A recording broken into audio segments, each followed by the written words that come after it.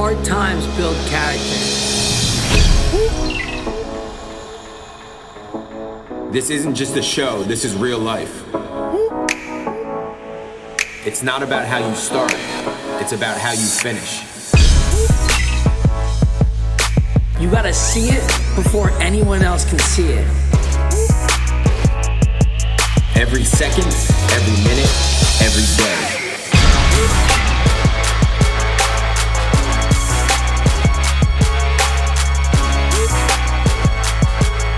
We train for life. We got you.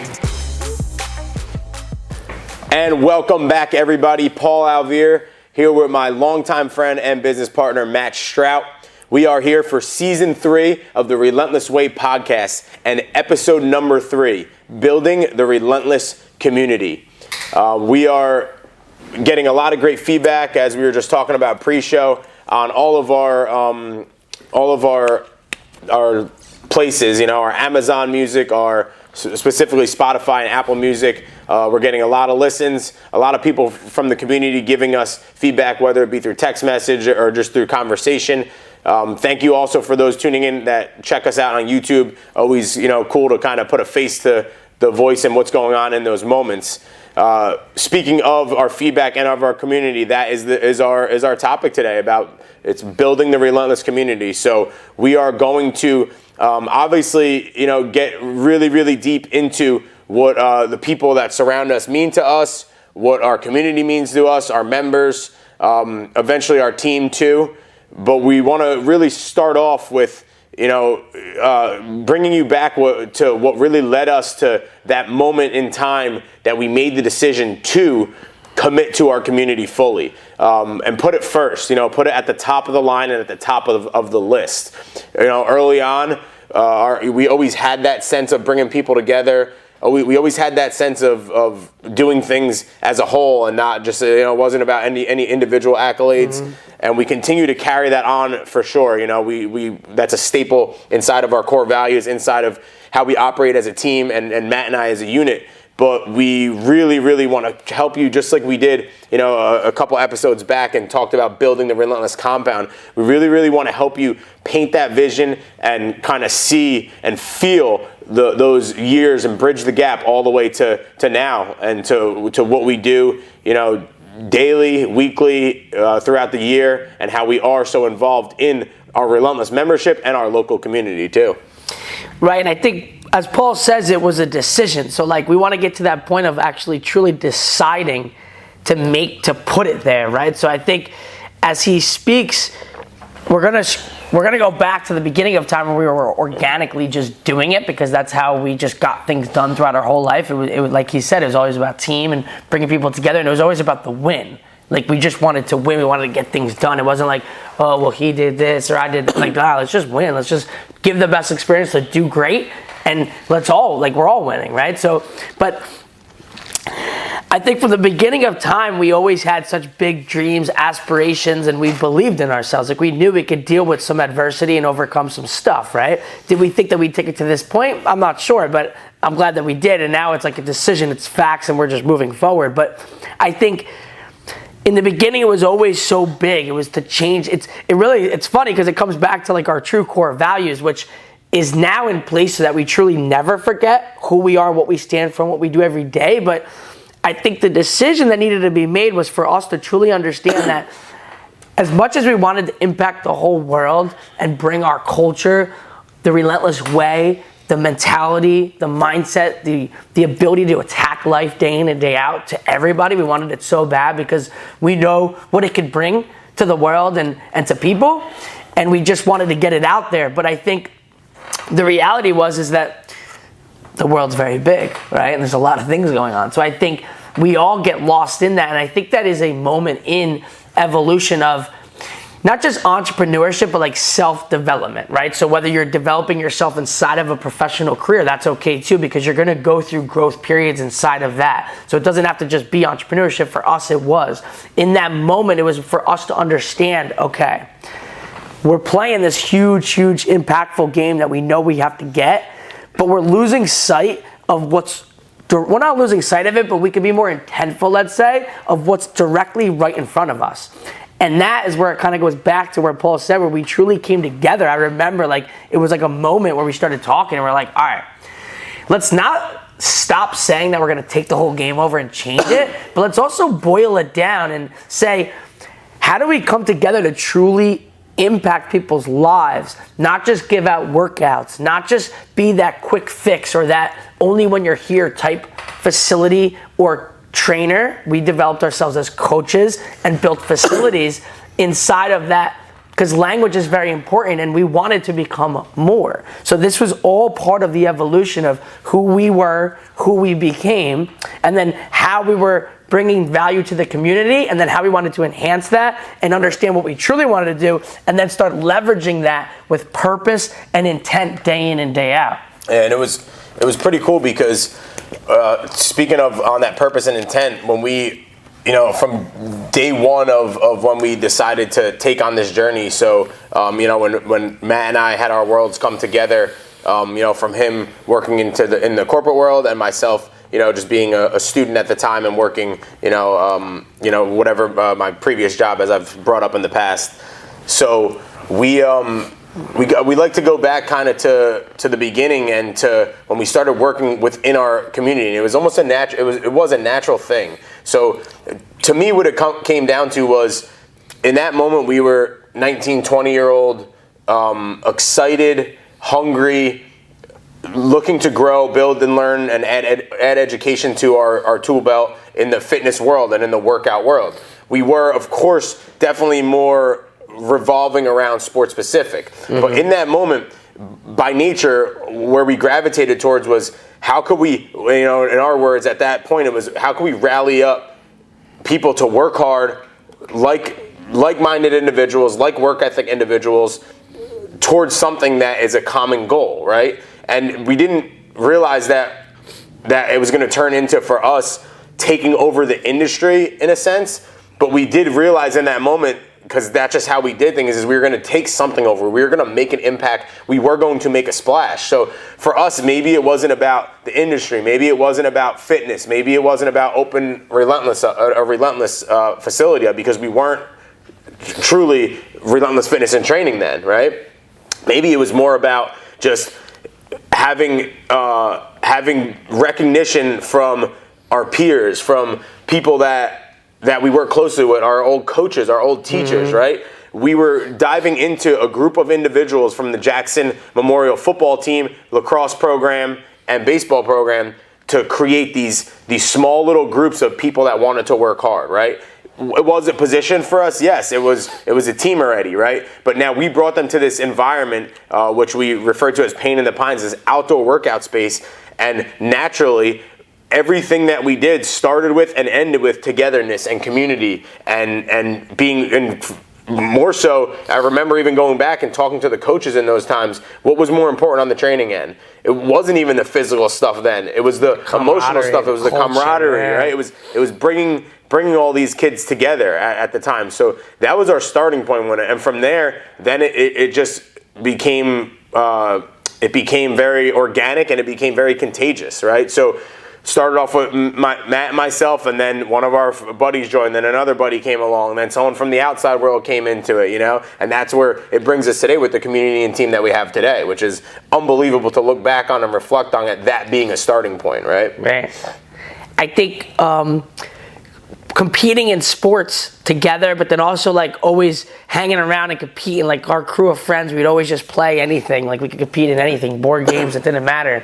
So coming from that mentality and that side, and then coming out of high school now, like Paul said, we were only 18, 19, maybe 20 when we were doing this now. So I think knowing being so close to just being there and competing, but then still being out in the real world right away, showed us we kind of already realized that there was something more than the physical side, right? And I think that's the difference that we started bringing when we did reconvene and reconnect with our coaches. So now we're men, let's say, because we're out of high school, we're 18, and we're out in the world, so we reconnect and we reach out. I'll never forget, we had a meeting with the lacrosse coach, the head lacrosse coach, and we haven't seen him since school, whatever, and he came, and now here's me and Paul about trying to deliver how we are going to put together a program to present to the lacrosse team to then get their parents to pay out of pocket for something that's not involved in the school to drive them somewhere different to do something. And the first meeting went great, and the coach was like, all right, I'm going to bring you guys in, and you're going to present it to the whole team. So we're like, all right. So we did like a little flyer. We got this whole thing. We had our day. We had to go into the school, got in, handed out the flyers, and we stood up, and we basically like presented to a bunch of kids about how we believe that we can help take them, and they were already pretty good. We wanted to take them to the next level, and we talked about how we were going to do it. And it was interesting to really look back on, because it wasn't, when we were preparing all the stuff, the price and the dollar wasn't about it at that time. We had nothing to worry about to pay. We had no overhead. We had no payment. So it was more about how are we going to present this and give them this feeling. How are we going to overcome our feelings of anxiousness, nervousness, and our first opportunity to then present to them how we're going to bring all that to the table for them and help them build, you know? And then, like, was it cool? Like you said, we weren't doing it to survive at the point, but it was pretty cool to then get people to pay and show that they're willing to invest in just the message first, right? And that's when we started realizing, like, all right, cool. Then we got all these kids to show up. We had like 10, 15 kids in this program that we created now. I remember it was like every Saturday morning for X amount of weeks that we did or whatever it was. And I remember waking up early. I remember it, like waking up early, having coffee, getting myself ready, going out. We would blow off the pines. I'd rake the sand. Like, and we made it beautiful. Like, it was like a pregame crew. It was like a pregame crew, you know? Like, we get there early. We set everything up. We get the music going. And we'd be all ready, getting going. And by the kids start coming in, we're there. We're getting them all set up. And in that moment, though, that's when we showed them the other side. So, like, before we even knew it, we were doing physical things, but without being intentful, we were really enhancing also their mental and emotional strength inside of that and developing culture and connection and camaraderie. And we obviously grew a lot during it too, because it deep down, Paul and I both knew, like, we had no clue really what we were doing besides like the workout stuff, right? Like, we didn't know like how to present something and how to get someone to pay now, and what do we do with the money? Like, all right, we made $100. All right, here's 50 for you, 50 for me. Like, that's just what we did. We started rolling, right? So I think there's multiple dimensions that we could dig into of just all of that, right? I'm sure we could all hear the different ways that we could go with that, but I think the part that we'll stay with for now is just the fact of understanding in the moment. All it truly was for us was bringing people together, working hard, having fun, and leaving feeling way, way better than when you walked in, and feeling that culture amongst each other. And that's what we started doing. And especially on a Sunday morning. I mean, what better way for these kids, you know, for anywhere from 13 to 18 years old to start off their weekend morning as a team and building a culture. And I also want to reflect on, so in this moment, in this time frame, so Matt was working over at Central State, or kind of just finished up and made the jump, but he had the ability and the opportunity to connect with the general public, right? So he was learning, again, you think fitness is fitness, working out is working out, but we're talking about the greater things. We're talking about the greater connections, the greater points of growth in the mental and emotional end, right? And developing people and men and women, right? So he was able to see a lot of that, but for us on the surface and the group that was kind of surrounding Matt, and even him in a sense, he was still learning a lot of that general public work. It was more so just being comfortable because it was a team, it was a sport, it was something we were comfortable with. It was a competitive environment, right? It was a group of kids that Matt and myself and PJ, who was helping out at the time, Mark, who would come around with us, we were all comfortable with. We were just there, right? We were just part of that team, part of that actual program, right? So that comfort helped us fight through maybe all of those uncomfortable moments early on, for us to be able to speak to them like that, because we were just in that position. We were captains, we were leaders within our programs, that we were able to speak that same way to them and just be a little higher influence. So that, thank you to them for that opportunity, and that allowed us to bridge the gap, because right soon after that, or combined in those moments, now it's like, okay, switch gears. We're doing the same thing now for the general public. We're creating a program. We found our space in Marlboro, where we're waiting for them to come to us in a sense, but we're also going out and seeking opportunities, just as that same day that we went in after school and spoke with that lacrosse program, the same way we spoke with the football program, we were going out and speaking with people in the world. You know, we were going to businesses, we were going to old clients, things like that, and having those conversations. I mean, it's all compounded, right? It's like this compounded moments of trying to figure it out. And I'll say, like he's saying, the strength in the moment was us speaking to the children and connecting with them. I say children, they're only a couple years younger, but we felt more connected, right? The hard part, though, was the adult conversation, the money talk, the people that parents would hang around and watch too, right? So now it's like we're performing. So in the moment, growing up, you go to school to have practice. There's no parents. There's nobody there. It's just done. So now that slowly started transitioning to now we're delivering a product. People are paying for it, and they want to make sure that they're getting it, right? Which is part of who we are still to this day, of taking extreme pride and ownership in the product that we have created and the way that we uphold the delivery of it day in and day out. So that as well, looking back, is like something that we did organically, just from the way that we're wired, is to live up to the word, say what you mean and mean what you say. And if anything, just do like under promise and over deliver. If anything, it's like bring it to the next level. So I think it's cool to look back to see how some things are just part of you, but then some things you also have to figure out and then create. So the other big thing I would give to anyone out there, just to give a little bit of something to say, is like, you don't always have everything you need. You really don't. You probably don't have everything you need. There's skills. Like, there are things that you have to realize that are low right now, right? If you're like creating a character like in a video game and you have all these skills and you see one that's low, it doesn't just get bigger. Like, you have to acknowledge it, and then you have to figure out, okay, like, what are the things that I could put into place educationally, real life human interactions, conversations, and just trial and error for then me to be able to grow that aspect, And I think that's where it's for us, then the competitive side started kicking in, right? So then we started doing really well and we're getting feedback, and then we started realizing, like, all right, this is cool. We got some momentum building here now, And then that is leading to the next chapter, to where we would go from then there. it was, you heard the football team was working with these people. No, we want to work with them, That was the competitive end, especially with our hometown with Jackson. But interesting enough, we came across, as we built our team, and we went from Marlboro to Manalapan and ended up in Freehold, which was a kind of a shorter time span compared to the time we've spent in our Freehold location now. But then it was getting linked up with other programs. We had a coach that was with us at a point in time in the journey, Nick Turano, played from now at the Manalapan baseball program, and he brought them in, in a similar fashion. And we both ended up working with them, Nick and I, and it was and Matt had experience with them too. He came in, I think, some nights, worked some boxing stuff, but also just connected with these kids, these young men. And it was cool too, because during that time, when we got our location here, which was closer to home compared to Marlboro and Manalapan, we also saw those Jackson kids start coming in, right, on their own.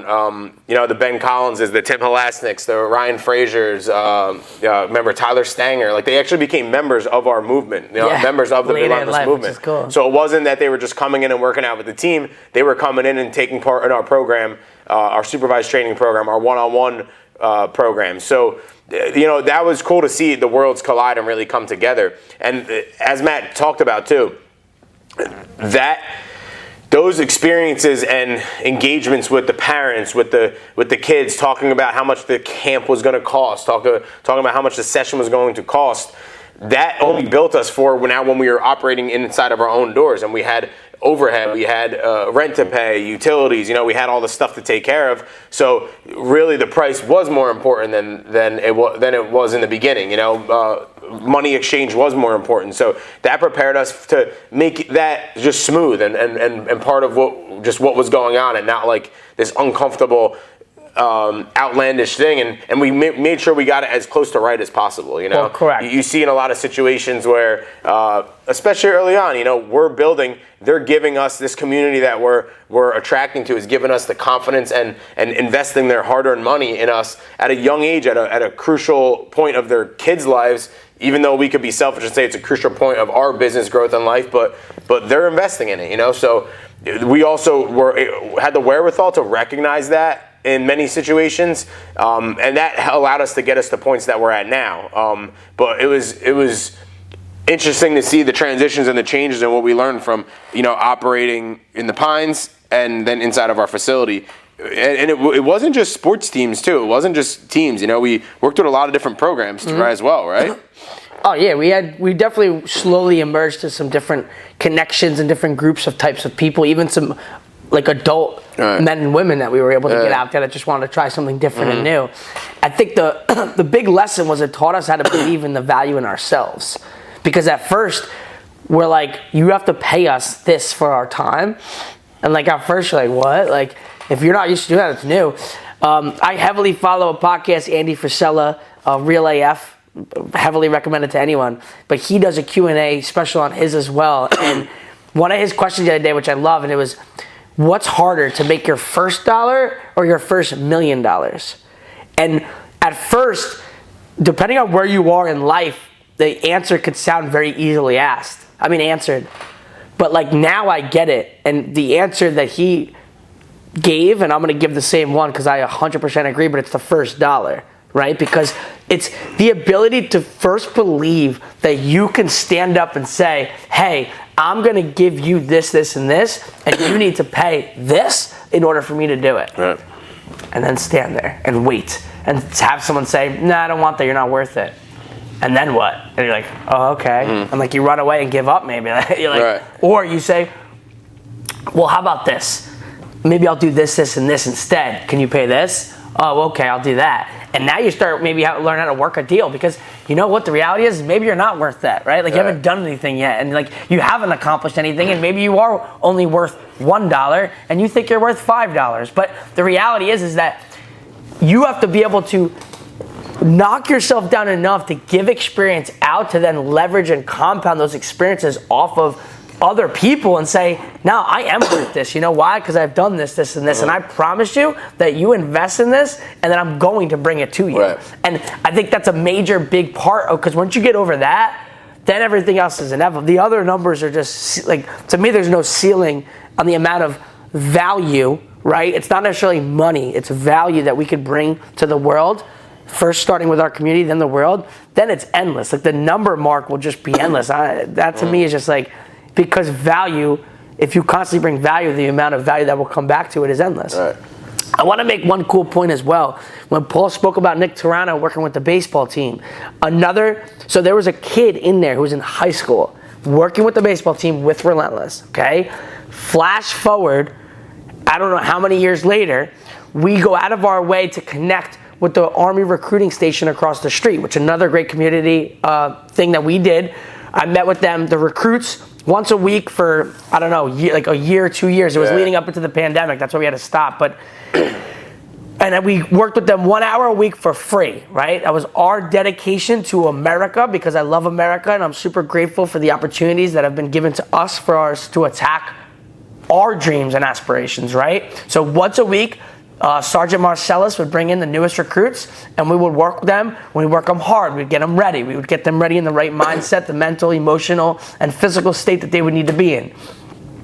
There was one kid that stood out dramatically, and along the way, I guess he was just a little, the first day he just kind of went through the motions. The second time he comes in, he tells us that he came here in the Manalapan baseball team with Paul and Nick, and his name is Sam Zucker. He's a stud now in the Army. He's a beast, an Army officer. He's on path to do great things, and he's still a part of Relentless to this day. Right. So I just want to throw that out. We could go deeper if we want. If not, no big deal. But I just think it's amazing how when you do great things and you search and seek to impact people's lives, number one, they don't forget it.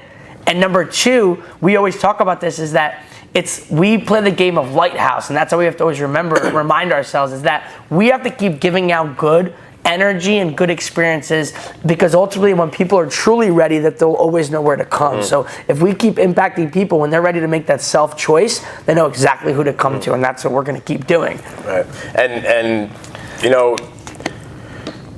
when we made the decision to really put the community first, as we mentioned to start off this episode, that was around that time frame, 3, 4, 5 years back. So about midway through our journey, we're at 10 years now, is when we really made that shift to, approach the community. So it started with group work, with CFC Loud and Clear and Danny Regan with the local sober living homes. We would take them in 1 or 2 nights a week. a group of the guys and girls from there, and they would come in, and it would revolve around a little boxing, a mental cleanse, communication, a talk. They would come in, or either before or after, they would do part of their daily group meeting in our facility when we were shut down. They had their own space to themselves. But it's things like that taught us about that the world isn't just about sports specific. It's not just about athletes. It's not just about physically training, right? And there's so much more. And thankfully, we recognize that 5 years ago and not today or not yesterday, because what the world saw in the last year or so, we were prepared for that. And people in our community were more prepared than anyone else for that. So we had, again, our sports teams. We had CFC Loud and Clear, the recovery group. We also worked with a lot of youth programs. We started really connecting with the local schools. Mm-hmm. And again, we're going to get more into these. I just want to highlight a lot of them. Obviously, Be Like Jake the Tank, our angel out there. We work with Be Like Jake Foundation, the Francis Foundation. We've done a lot of stuff with them. As far as our groups, trying to think. The recruiting station. The Army recruiting, a lot. Station. So we did a lot of things where we would start with providing by bringing them all together and making an impact in a group, right? In a comfortable place where all of the individuals are more comfortable than they'll ever be.